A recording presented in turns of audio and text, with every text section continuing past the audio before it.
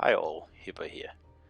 Today I'm gonna go into a deep dive on one of the things, one of those subjects where I get a lot of questions. And it's to do with the choice for cruiser commanders, especially at T7, but I'll cover all the tiers here. And as I'm sure you all know, I like to split the commanders into two sections.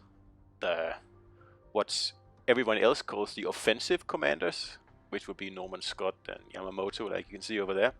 And then what everybody else calls defensive commanders, which is Mikawa, Lutyens, and Kincaid, people like that.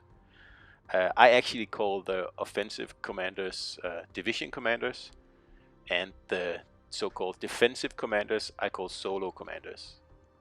Just something to keep in mind for this video. Now this will be a bit of a theoretical video, so just bear with me, but I promise it'll be worth it. Now I like to split the commanders into different sections here.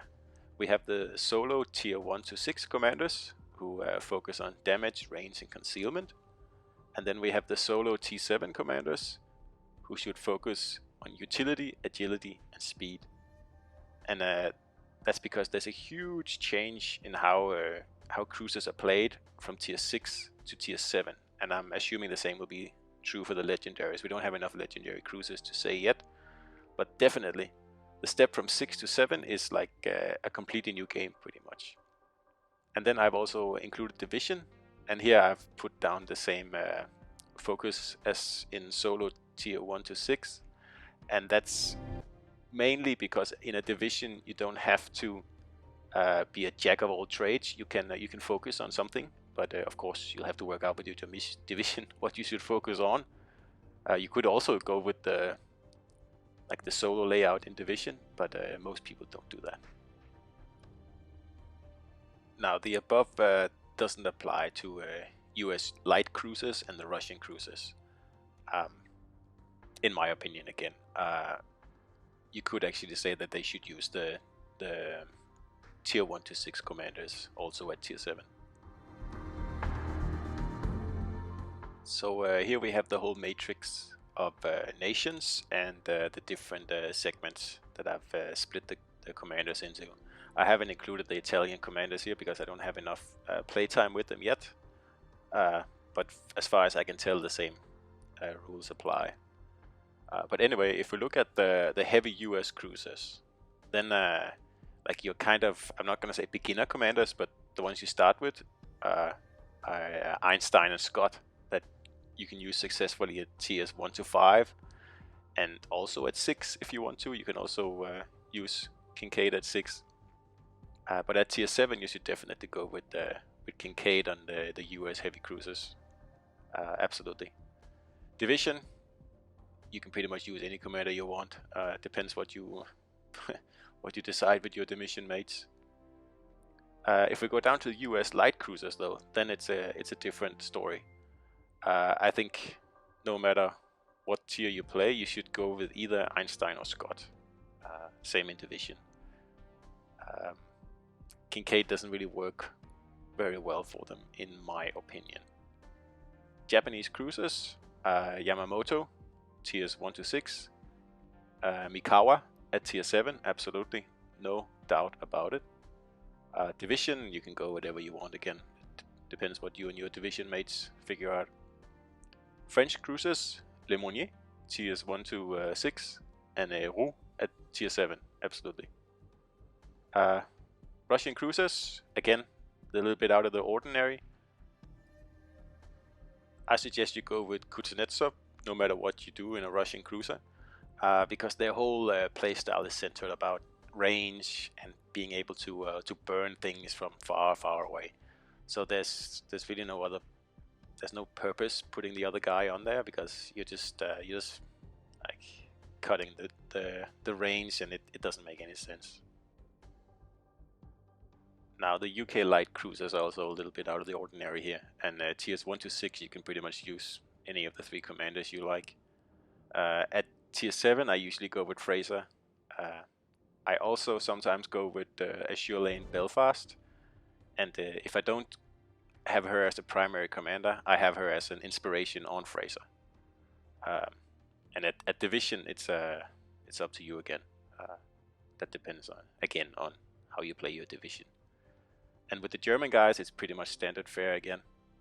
Von Müller, tier 1 to 6, and Lütjens at tier 7. And in this case, Lütjens has to be really, really high level for this to be viable. Now, high levels are a general thing with the agile commanders, or the solo commanders, as I call them. With the starting commanders like Scott and Lemonnier, Yamamoto, and Müller, and the others, it doesn't really matter what level you have them at. They'll work pretty well. But at tier 7, which is the highest tier, you are expected to put in more of an effort, and you just like you need your ships upgraded to do well at that tier. So obviously you'll need your specialized tier 7 commanders, which they really are, upgraded as well.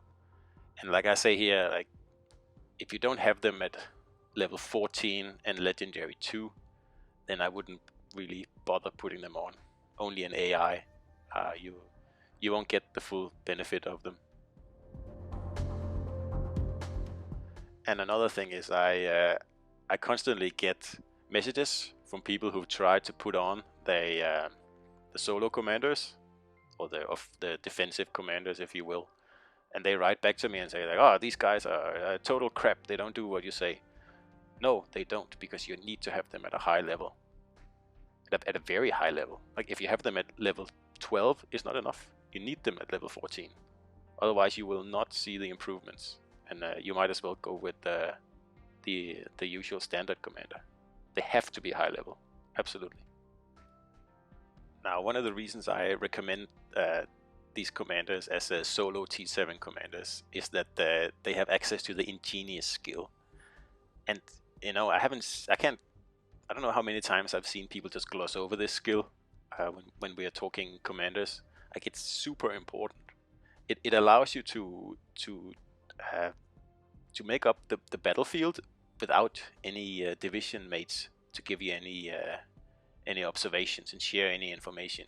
Like, as solo player, you're by yourself, and like, in my opinion, you need this skill at tier 7. Absolutely. So yes, ingenious lets you see how many enemies target you, and of course, yeah, that's very nice, but it's not what this skill is about. It also gives you less splash damage. That's also very nice, especially if you're a kiting cruiser player like me. But it also gives you much faster turret rotation, and that's really important. It's it's substantial improvement, probably something like 25-30% or something like that.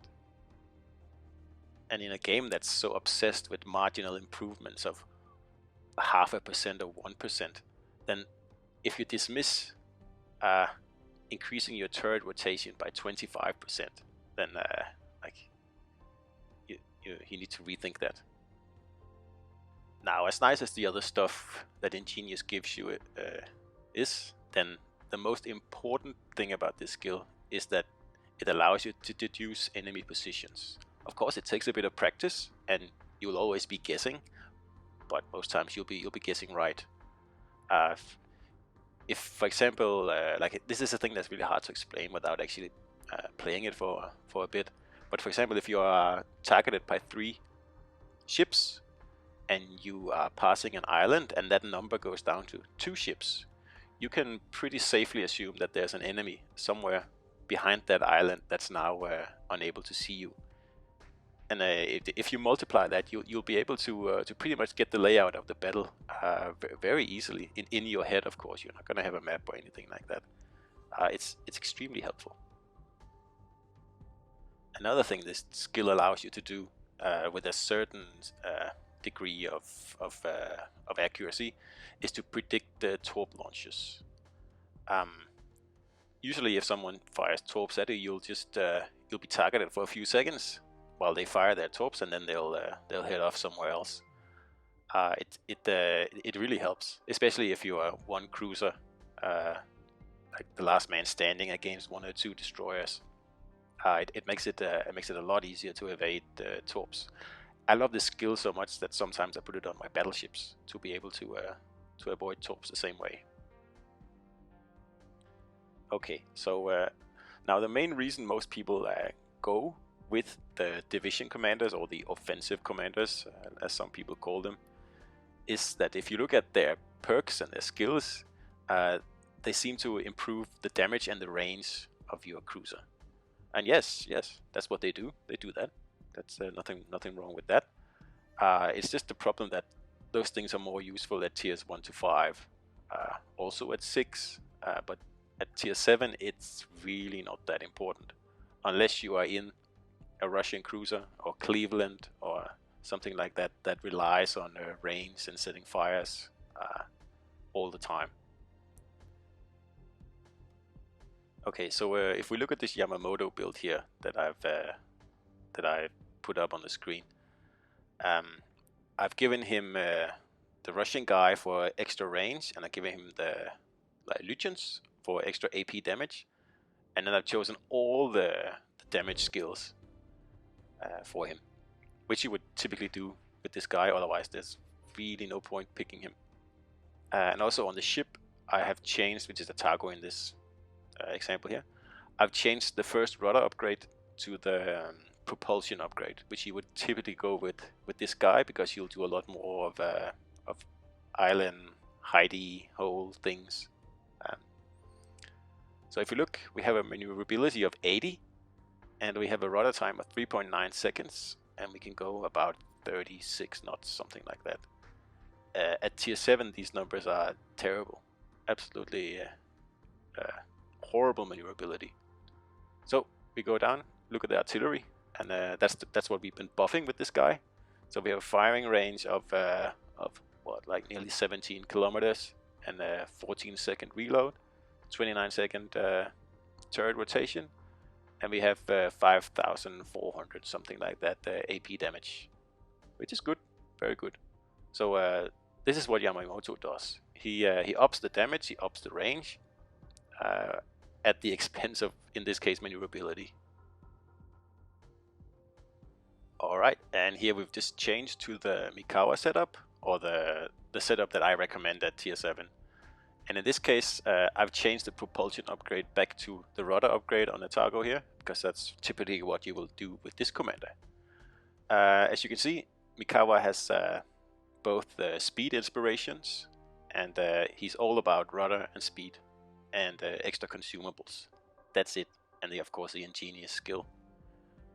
So if we look at his stats, the artillery, we have just under 15 kilometers range. We have only 22 seconds turret rotation time, and the reload is 1 second longer than with Yamamoto. If we look at the maneuverability, we have 2.5 second rudder, and we can go just under 43 knots. So this is what Mikawa does. Like he pushes the maneuverability to max at the expense of your damage and your range. Now you could mix and match these guys, and for example put the Yamamoto inspirations on Mikawa or something like that. I don't recommend that. I say if you're gonna go with one of them, then go 100% that way. That's exactly the same reason I don't use the Azure Lane commander. She's kind of a mix between Mikawa and Yamamoto, and in my opinion, all that does for you is to gimp the best of both commanders.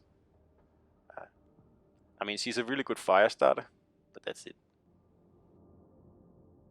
Okay, so now you've seen the two setups, so let's put them up here on the same screen and compare the differences. So if you look at the artillery numbers here, with Yamamoto we get it up to 67, but with Mikawa it's still at 65. Like really, you win 3% by putting Yamamoto on. And remember, when you do that, you are gimping everything else on the ship. Most importantly, you'll miss out on an extra heal and an extra sonar, which is so handy. Now on the maneuverability side, you are taking a massive 14% hit with the Yamamoto, while with Mikawa you'll gain 16%. This is due down to the difference in numbers, so let's just make it an even 15% for both of them. So if you pick Mikawa, you will gain 15% on maneuverability while you're giving up only 3% on your artillery capability. So what can we learn from this? Obviously that Wargaming thinks that maneuverability is much more important for a T7 cruiser than your artillery is. And also again, we'll just have a closer look here, because like I said before, the main reason to go with Yamamoto is to get higher damage in theory. So here I've said one game equals 900 seconds, and this is purely theoretical this here, so just take it with a little bit of salt, right? His AP is 5400 and Mikawa's is 4700, and he has a 13.7 second reload. Mikawa has 14.7, actually 14.8, sorry, but anyway, it doesn't make much difference here. So Yamamoto can shoot 65 salvos in a game if he fires every 13.7 seconds, which is highly unlikely. Mikawa can do 61 salvos if he fires every time he can. So really, you are only losing out on 4 potential salvos.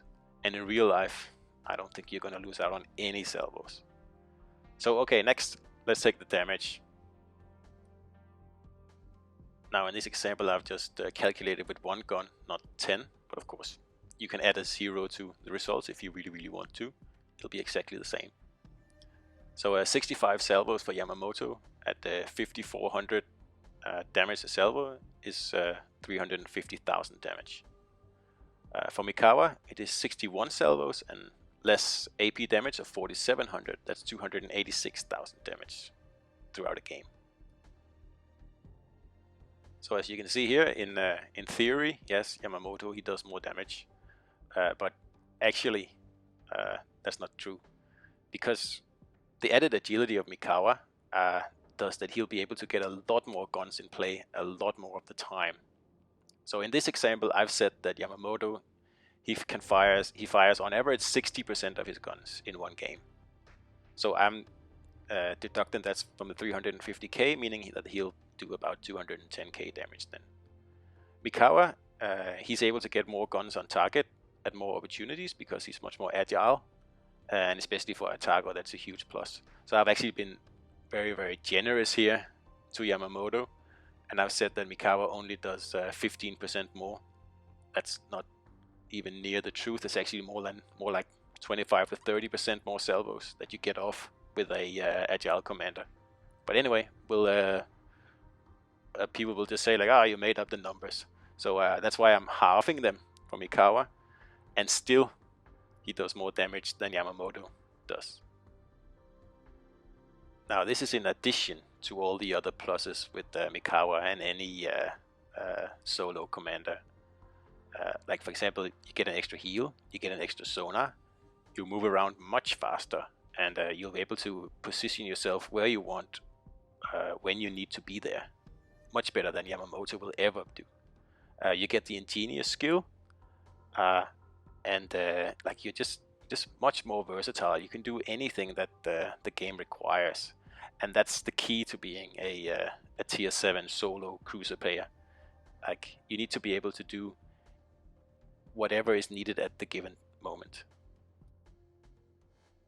So in the end here, I'll just show the 2 highest scoring games with Wichita that I have seen. Maybe there are others, I don't know, but this is the Discord record and my own highest game. And I know for a fact that these have both been achieved with the Kincaid, not with Scott or Einstein, who are, like I've said many times, traditionally viewed as the more offensive commanders. Now, to be fair, I know that the Atago damage record is actually held by a player who used the Azure Lane commander. So I'm not saying that you cannot do good damage with the division commanders or the so-called offensive commanders. That, of course, that's not true. You can probably do that, and probably most damage records have probably been set with these guys because they've been in games where everything has just worked out, and because of their increased reload and more damage, they have been able to set more damage records. But if you look at an overall average game, in my opinion, the solo commanders, or the so-called defensive commanders, are way superior. Now, the Atago record was also set in a division where it would make perfect sense to use Azure Lane commander, whereas the two Wichita records here were set solo using Kincaid, which would make perfect sense. Anyway, so I hope you enjoyed this rather theoretical video here, and if you want to get a written version, there's one on the 7Hipper Facebook page. All right, well, I hope you enjoyed it, and just any questions you have, give me a message. And of course, I'm not saying that you have to use the commanders that I say. I just say that for me and my playstyle, the solo commanders are the way to go. Of course, if you play solo cruisers at tier 7.